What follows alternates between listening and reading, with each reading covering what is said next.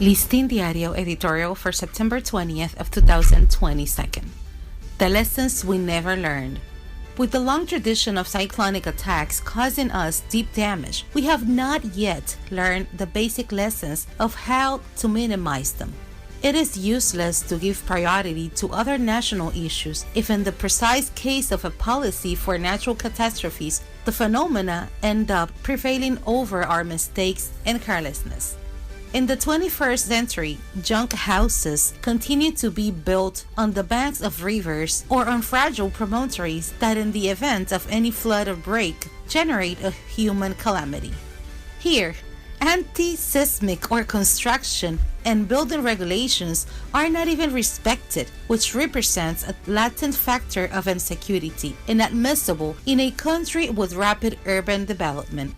The best proof that human calamities are only partially remedied is that we still have victims of cyclones from more than 30 years ago. And that despite the enormous risk of building and living on the banks of rivers, the legacy of this neglects in a mountain of corpses and impoverishment and contamination of these vital water resources.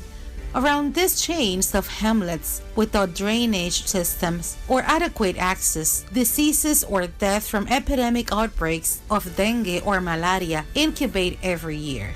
Despite these repeatable scenes of destruction, it is time that we still do not have a survey of vulnerable housing in those places. And although in the case of buildings, schools, or health, there are many already identified with vulnerabilities to earthquakes or hurricanes, little has been done to reinforce them.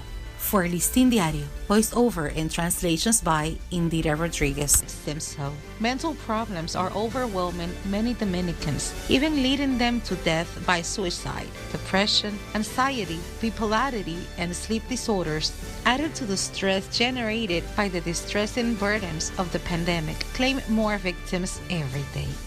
And sadly, the services or schemes for mental health care seem frankly insufficient, accentuated by the shortage of professionals specialized in the management of these symptoms. In Santiago, for example, the Crisis Intervention Unit, which is the largest to date, is overwhelmed daily. When 5 patients are dispatched, there are 7 on the waiting list, and so on. In the capital and other towns, the number of mentally insane becomes more visible to the extent that they swarm and spend the night in avenues and public spaces. This is a very serious problem.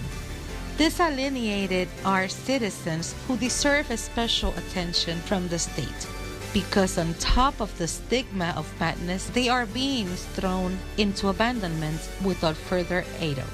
Another extensive work that we published today, in the same situation as the Santiago case, highlights the deterioration of the psychosocial care program of La Nueva Barquita in Santo Domingo North.